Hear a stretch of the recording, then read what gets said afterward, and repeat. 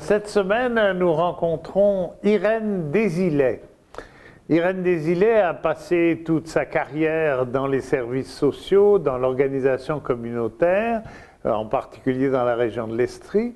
Mais ce qui nous a intéressés, c'est qu'avec Pauline Gervais, dont vous avez vu l'entrevue la semaine dernière, elle a créé un site tout à fait extraordinaire qui s'appelle « Vieillir chez moi, c'est gagnant », avec un dossier sur le maintien à domicile, avec des lettres aux décideurs politiques, avec des pétitions à signer. Je vous encourage vivement à consulter ce site et à vous en nourrir. Nous avons rencontré Madame Désilet dans la région de Sherbrooke. Voici son entrevue. Bonjour Madame Désilet, je suis très content de vous recevoir. D'abord peut-être quelques mots sur qui êtes-vous, d'où sortez-vous? C'est des cantons de l'Est, c'est une belle région, mais à part ça. Eh bien, je suis effectivement de la région de Memphremagog, c'est-à-dire à Eastman, tout près du lac. Chanceuse. Oui, on en profite beaucoup.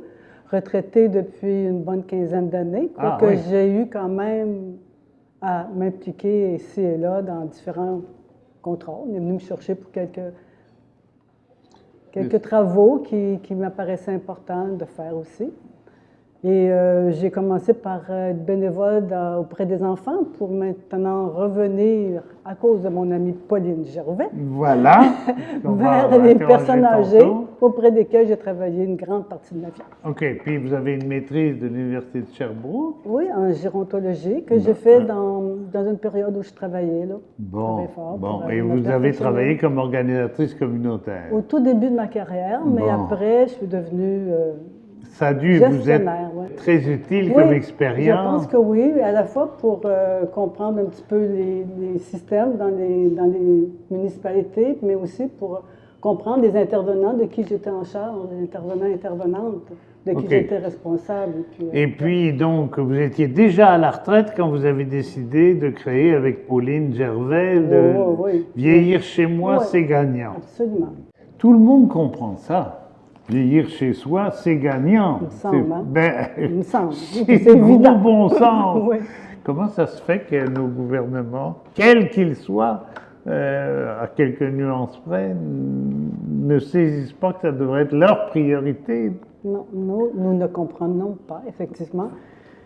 Et surtout qu'au Québec, on est censé être progressiste. Hein? Alors, comment ça se fait que les argents vont surtout pour des résidences privées, en tout cas pour des gens qui habitent les résidences privées, pour les médecins, pour tout un système on va les prendre santé, les uns après les autres. Okay. Par exemple, c'est affolant, les résidences personnes âgées, comme on dit, les RPA, mangent 90% des crédits d'impôt pour le maintien à domicile, alors que c'est des résidences.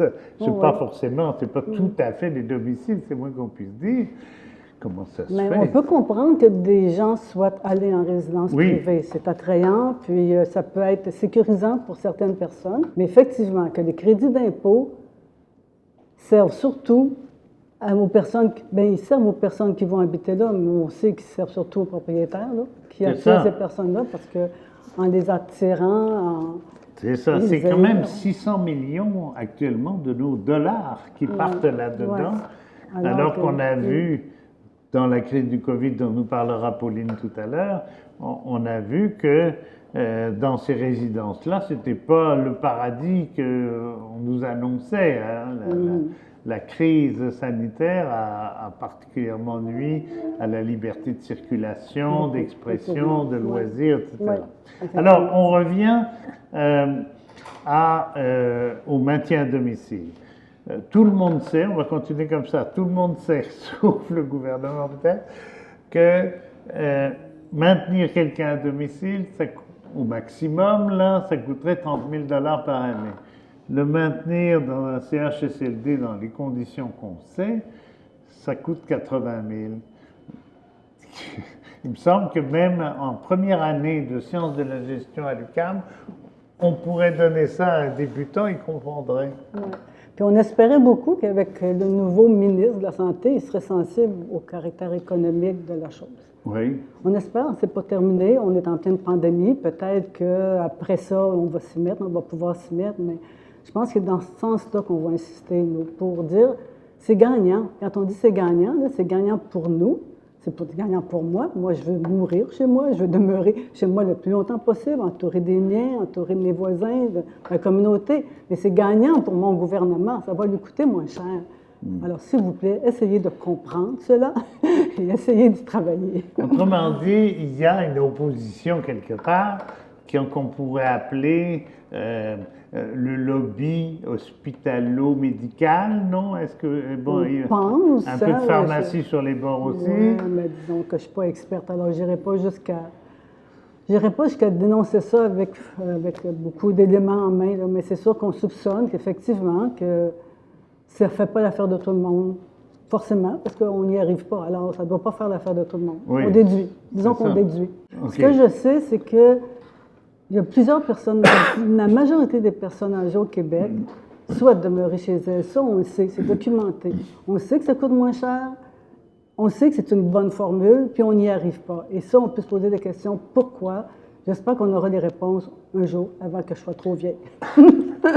Bon. Et avant qu'on soit obligé de vous placer dans le CHSLD, je ne vous le souhaite pas d'ailleurs. Mais on parlait du ministre de la Santé tout à l'heure. Bon, il y en a d'autres de ministères aussi. Ouais. La CAQ, qui est au pouvoir maintenant, avait promis des résidences personnes âgées, ils appellent ça des châteaux, ils appellent ça des maisons des aînés. Il paraît qu'il en faudrait 700 pour remplacer tout ce qui bouge de l'autre côté. Ouais. Bon. Mais c'est bien beau, mais c'est sûr que dans notre mouvement Vieillir chez moi, c'est gagnant. On ne souhaite pas ça. On ne souhaite pas ce genre de... On souhaiterait que les CHSLD actuels soient rénovés, bien adaptés aux besoins des personnes, bien ventilés, bien confortables, bien sécuritaires. Mais on souhaiterait que l'argent aille au soutien à domicile. Et dans notre mouvement, on a quand même recueilli des milliers de commentaires de personnes qui nous disaient la même chose. On vous appuie, mais parce qu'on y croit, nous aussi, les maisons des aînés, c'est bien beau, mais ça ne va pas desservir tout le monde. Ça va coûter cher, mais ça peut être très beau. Tant mieux si quelqu'un y accède, tant mieux. Mais c'est chez nous qu'on veut vivre, c'est chez nous qu'on va avoir des services et on veut les avoir dans des communautés restreintes et non pas, on a de la difficulté présentement à y accéder. Avoir demandé un service à Eastman, là, mais il faut passer par pas mal d'étapes pour y accéder. Bon. Et pour finir par se dire, bien finalement, on va aller sur une liste d'attente parce qu'on est trop nombreux à le demander. Okay. Alors, on voudrait que ce genre de système-là cesse et que ce soit vraiment facile, accessible d'obtenir des services. C'est notre demande au gouvernement. On est des milliers, je m'excuse encore, mais on est 1700 là, présentement à réclamer cela. Et à côté, il y a une autre pétition, il y a une pétition qui roule présentement pour le financement. Oui, vous l'avez signé. Alors, pour le financement du soutien à domicile, qui est d'abord une augmentation, mais qu'on aille vers une formule qui ressemble à une allocation financière, comme un peu le proposait le docteur Hébert, que vous connaissez, je crois. Alors, c'est sûr que cette formule-là nous paraît gagnante. Alors, on souhaiterait que tout ça aille de l'avant. Et la pétition aidant, qui vient en soutien un peu à notre démarche, à nous, bien, on est très content que ça puisse fonctionner très bien parce que ça fonctionne aussi près de 2000. Là. Je vais vous poser une question de stratégie. Pensez-vous pas qu'il faudrait convaincre plutôt le Conseil du Trésor que le ministre de la Santé? Parce que le ministre de la Santé, il s'occupe des malades, grosso modo. Ouais. Ben, on espère qu'ils se parlent. Hein? Oui? Oui. Oui, vous êtes optimiste? Qu'ils se parlent et que, oui. J'ai confiance parce qu'on a connu, Pauline et moi, dans le temps où on était gestionnaire dans la MRC du Val-Saint-François, on a connu une époque où ça allait bien, le soutien à domicile. On voyait un avenir là-dedans, les gens étaient contents, on avait des équipes multidisciplinaires qui fonctionnaient vraiment de toutes les professions avec des rapports d'égalité. Et quand on s'en rencontrait, les gens étaient vraiment axés sur les besoins de la clientèle, proches de leur milieu. C'était des intervenants, des professionnels qui étaient proches des gens. Et ça, on sait que c'est faisable, on sait que c'est possible, on sait ce que ça donne comme résultat. Alors, c'est pour ça qu'on s'est lancé dans cette aventure. OK, je me demande s'il ne recueillir. faudrait pas kidnapper M. Legault puis l'amener au Danemark. Hein, on Ouais, parle beaucoup du vraiment, Danemark, ouais. où là, il n'y a pratiquement pas de résidence, si j'ai bien Ouais, compris, ouais. et tout va au maintien à domicile. Puis il y a Exactement beaucoup de, l'inverse. ouais, Hein? des services financiers au niveau municipal. C'est quand même aussi, là présentement, c'est un gros problème que ce soit des si grosses structures qui gèrent nos petits besoins à domicile. Là, tu sais, ça peut pas, là, c'est pas possible. Ça, là. Oui, oui. Moi, j'aimerais vous poser une question. Quand on a préparé l'entrevue, tantôt, vous avez insisté sur un mot que j'aime beaucoup, et sur lequel j'ai écrit personnellement. Vous parlez d'un mouvement citoyen. Ouais. Hein, expliquez-moi ça. Eh bien, Pauline et moi, on a fait des études en gérontologie. Oui. On a travaillé dans un milieu où on était très, très proche des gens. Et on sait que la parole citoyenne est importante. La parole, les besoins de nos voisins, de nos amis, de nos parents, la parole de ces gens-là est importante. Et c'est cette parole-là qu'on voulait aller chercher dans notre mouvement « Vieillir chez moi, c'est gagnant ». Puis on a utilisé un style, on a essayé de chasser des experts. Oui. Excusez-moi. Avez-vous réussi? Plus ou moins. Pauline n'a pas eu le choix à un moment donné de mettre son chapeau d'expert. Mais il reste que, autant que possible, on a tenté de rejoindre le plus de gens possible. Le monde ordinaire. Les gens qui ont des besoins, puis à qui on s'identifie beaucoup. Moi, en tout cas, je m'identifie beaucoup à ces gens-là. À moi-même, je m'identifie à moi-même, évidemment. Et c'est ça. Alors, on a voulu que ce mouvement-là parte de la base, qu'elle cherchait des gens qui sont capables de s'exprimer, qui viennent nous dire leurs besoins, qu'on puisse transmettre au gouvernement, ce qu'on a fait le 19 juin, parce qu'on avait à ce moment-là recueilli plus de 1000 commentaires assez rapidement, en 3 semaines. Et c'est certain que, avec la visibilité qu'on aura peut-être grâce à vous, on viendra en chercher davantage. Et on va continuer. Quand M. Dubé est arrivé, on est allé aussi, on a continué à écrire à Marguerite Blais, à M. Dubé, à M. Legault, et on attend des réponses et on ne va pas lâcher. Alors, notre mission, c'est vraiment ça. J'ai vu des réponses, mais courtoises, polies, une espèce d'accusé de réception. Exactement, c'est surtout ça, mais on va continuer.